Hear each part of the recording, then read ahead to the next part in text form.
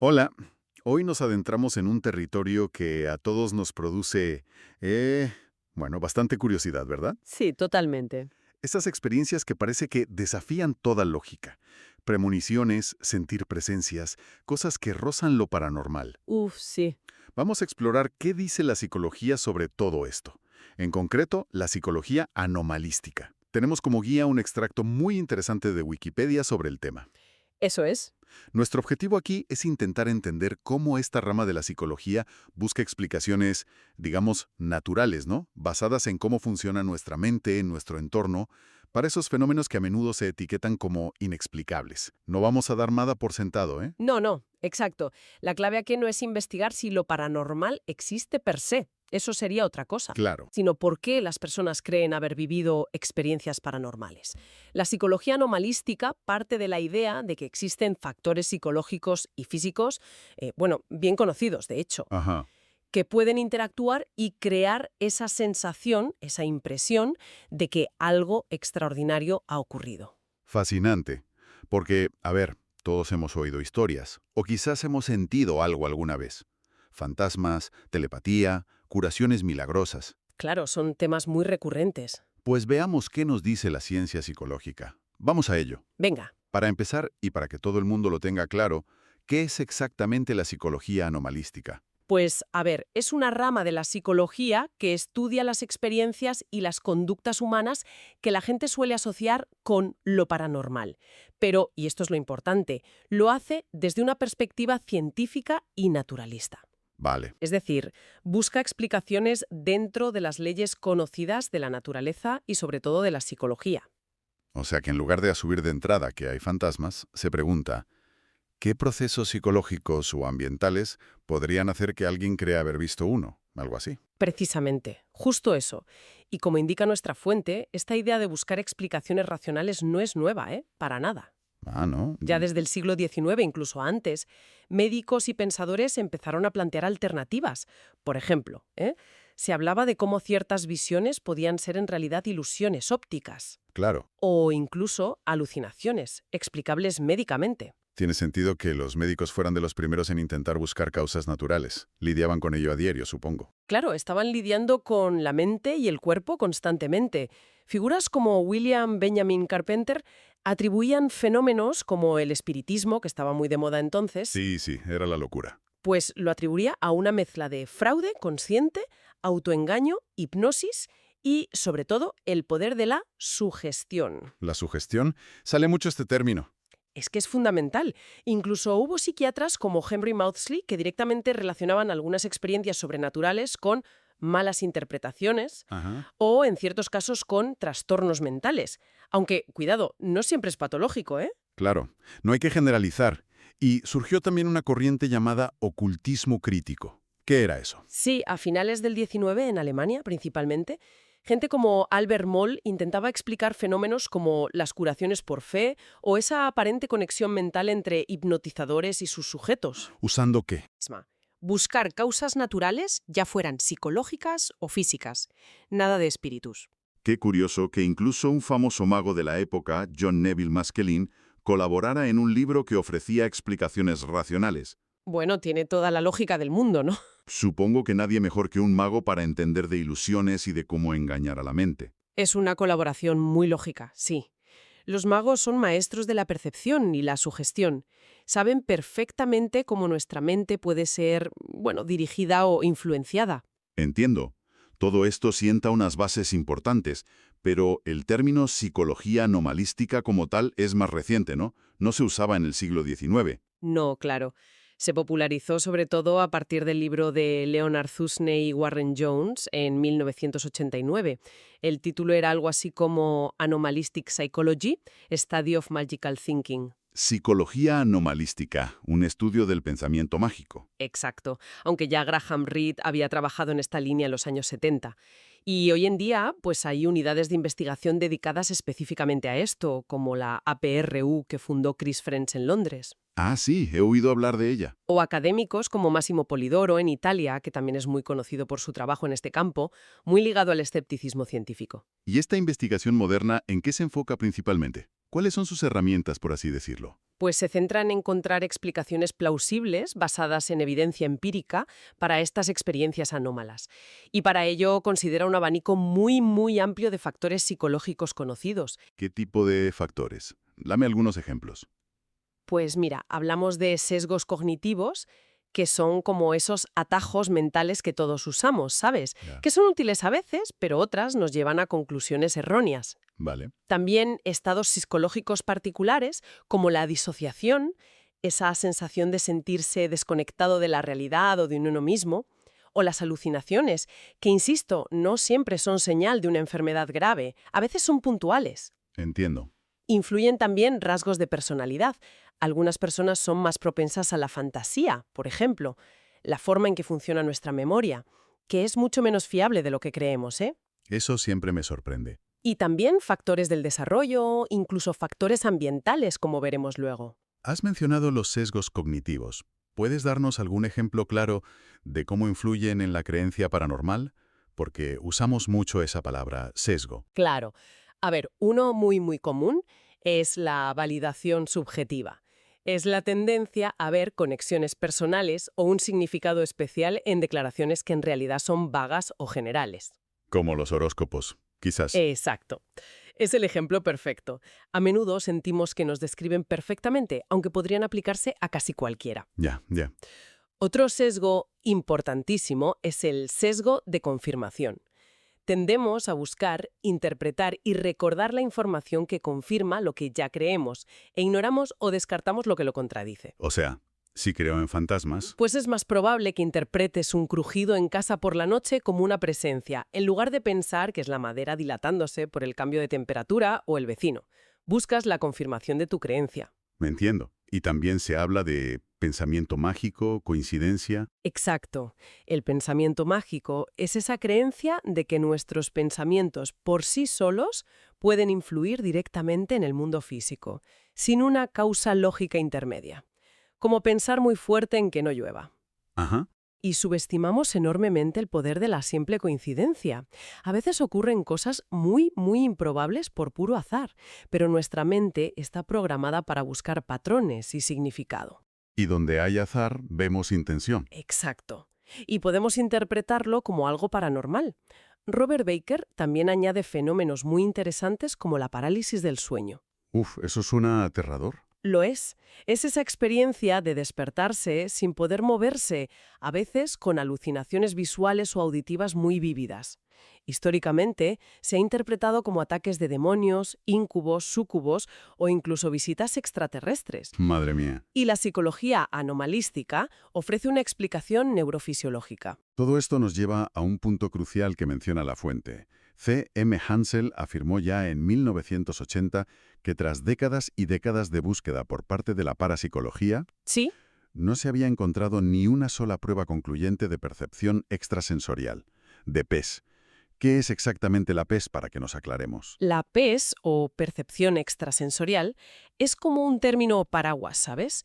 Engloba supuestas habilidades como la telepatía, leer mentes, la clarividencia, ver cosas a distancia o futuras, o la precognición, conocer el futuro antes de que ocurra. Vale. La afirmación de Hansel, que era bastante crítica, claro, resaltaba la falta de evidencia sólida y sobre todo replicable para estas habilidades, a pesar de muchísimos intentos experimentales por parte de los parapsicólogos. Y ahí es donde entra la psicología anomalística con más fuerza, ¿no? ¿Correcto? Si no hay pruebas claras de que estas habilidades existan como facultades paranormales, la pregunta cambia. Pasa a ser, ¿Por qué tanta gente siente que las tiene o que las ha experimentado? Y la respuesta, desde esta perspectiva, pues están los factores psicológicos que hemos estado comentando. Sesgos, memoria, sugestión, interpretación de coincidencias, estados alterados de conciencia. tiene mucha lógica, la verdad. Vamos a ver si podemos aplicar estas ideas a fenómenos más concretos. Empecemos por un clásico de clásicos, los fantasmas y las casas encantadas. Vale, perfecto. Una explicación psicológica muy común para las visiones de fantasmas son las alucinaciones hipnagógicas e hipnopómpicas. Esos nombres suenan complicadísimos. Sí, pero la idea es simple. Son simplemente esas imágenes, sonidos o incluso sensaciones táctiles muy, muy vívidas que podemos experimentar justo al quedarnos dormidos. Ah, cuando estás entre dormido y despierto. Eso es, esas son las hipnagógicas. O justo al despertar, que son las hipnopómpicas, son fenómenos normales, ¿eh? Le pasan a mucha gente. Ya. Pero pueden ser increíblemente realistas. Y si ocurren en un ambiente que ya de por sí consideramos inquietante o cargado, pues es fácil interpretarlas como algo externo, como un fantasma. ¿Y la sugestión? Me parece increíble, de verdad, el experimento que hicieron Lange y Auran en un teatro. Cuéntale un poco. Sí, sí, es un ejemplo fantástico del poder de las expectativas. A ver, llevaron a grupos de gente a un teatro.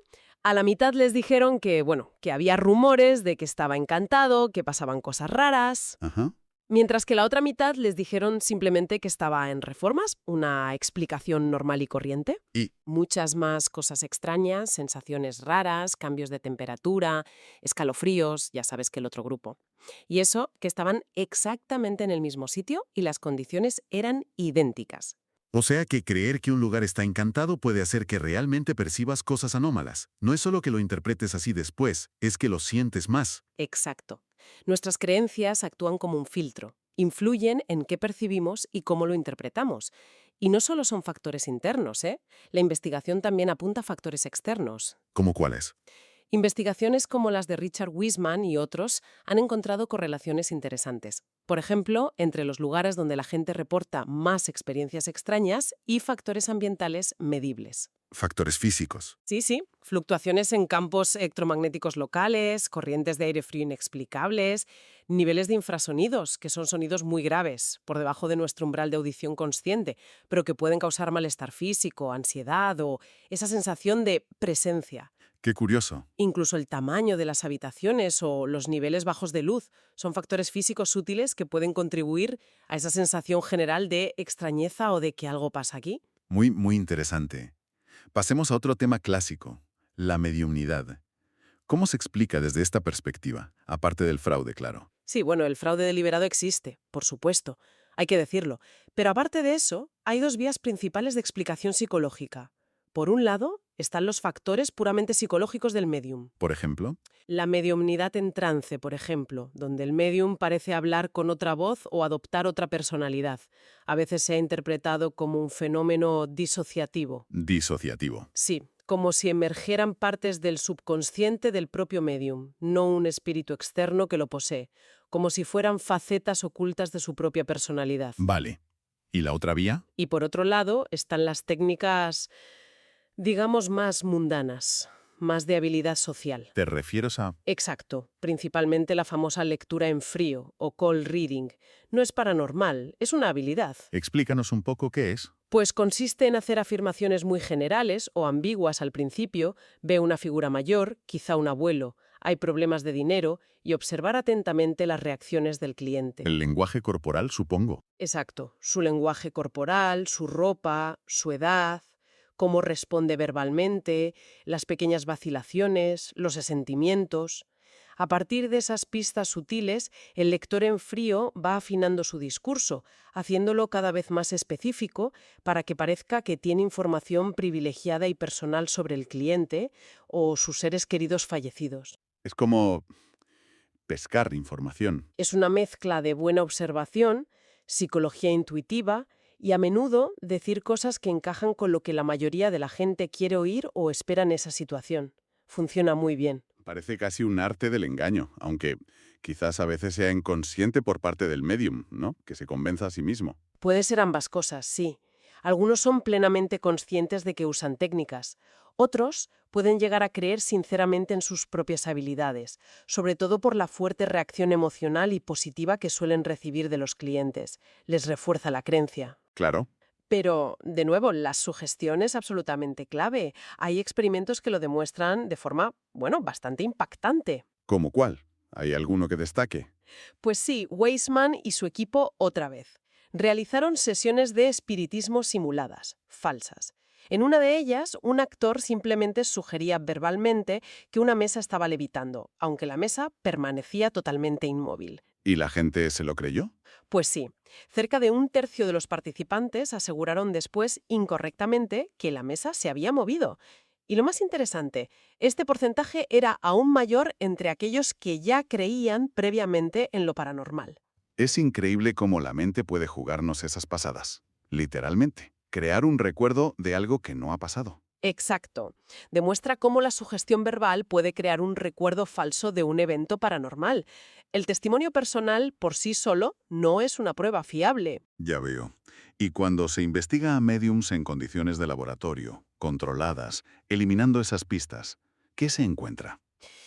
Pues estudios como el de O'Keefe y Weisman, que evaluaron a médiums profesionales, intentando que obtuvieran información específica sobre personas fallecidas sin ninguna pista previa, sin contacto con los familiares. ¿Resultados? No encontraron ninguna evidencia de habilidades paranormales o mediúmnicas. La información que daban era o muy vaga, o incorrecta, o aplicable a muchísima gente, en cuanto se eliminaba la posibilidad de lectura en frío o de obtener datos previos por otras vías. Hablemos ahora de otro campo. La sanación paranormal o la curación por fe, la imposición de manos. Sí, otro clásico.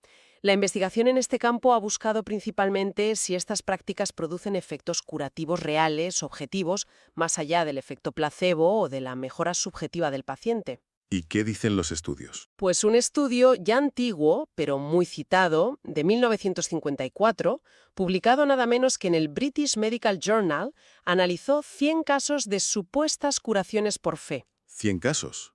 Es bastante. Sí, y no encontraron ni un solo caso en el que la intervención del sanador hubiera curado o mejorado objetivamente una enfermedad orgánica demostrable, medible. Es decir, la gente podía sentirse mejor, que ya es algo importante en sí mismo. Claro, el bienestar subjetivo es crucial. Pero la enfermedad subyacente, digamos el tumor o la lesión, no cambiaba por la intervención paranormal en sí. ¿Correcto?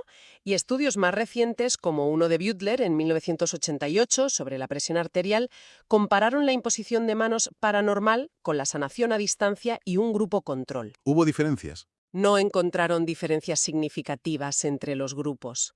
Las mejoras observadas en la atención arterial, que las hubo en todos los grupos, se atribuyeron al efecto placebo general del ensayo y a los factores psicológicos asociados a recibir atención, cuidado y tener expectativas de mejora, no a una energía sanadora paranormal específica. Entendido. ¿Y qué hay de la cirugía psíquica, que se ve a veces en Filipinas o Brasil? Bueno, eso se ha demostrado repetidamente que es un truco de ilusionismo puro y duro. No hay cirugía real. No. Usan sangre falsa escondida, trozos de tejido animal y técnicas de prestidigitación muy hábiles para simular que introducen las manos en el cuerpo y extraen tumores. Pero la piel nunca se perfora realmente. No hay incisiones, no hay cicatrices. Es un fraude bien documentado. Vaya.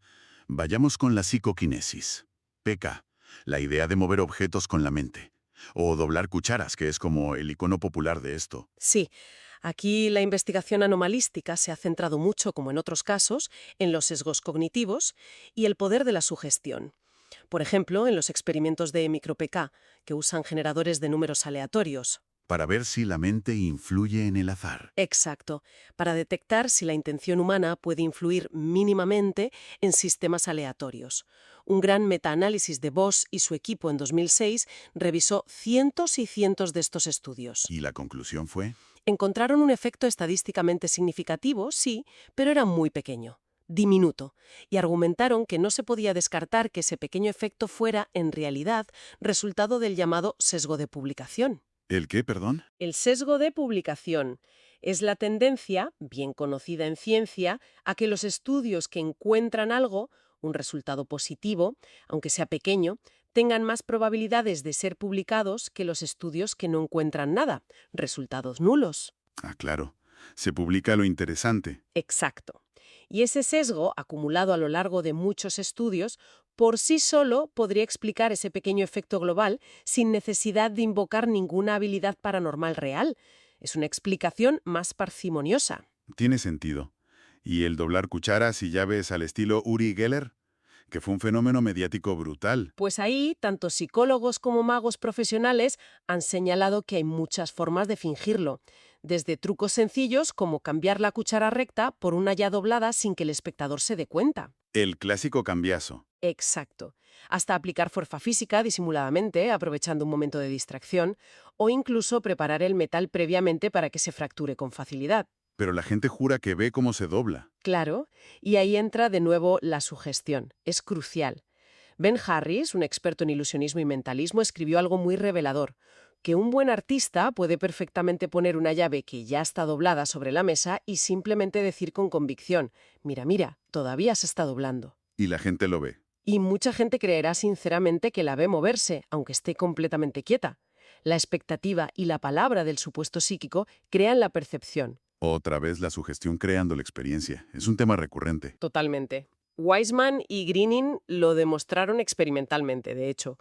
Mostraron un vídeo de un falso psíquico poniendo una llave doblada sobre una mesa. A un grupo le dijeron verbalmente que la llave seguía doblándose, aunque, repito, no lo hacía. Al otro grupo no le dijeron nada especial. ¿Resultado? El grupo sugestionado reportó ver movimientos significativamente más a menudo que el grupo control. Esto indica claramente que los testimonios sobre estos fenómenos de peca macroscópica como doblar metales no son fiables como prueba, ya que pueden ser criados por la simple sugestión verbal. Es bastante demoledor para la idea de que sea una prueba de poder mental. Quedan un par de fenómenos clásicos por tocar: la visión remota y la telepatía. Brevemente, ¿qué explicaciones se proponen desde la psicología anomalística? A ver, para la visión remota, esa supuesta capacidad de ver mentalmente un lugar lejano y describirlo, las explicaciones principales incluyen la ya mencionada validación subjetiva. Encontrar coincidencias vagas. Exacto. Encontrar a posteriori coincidencias entre descripciones a menudo ambiguas y el lugar real.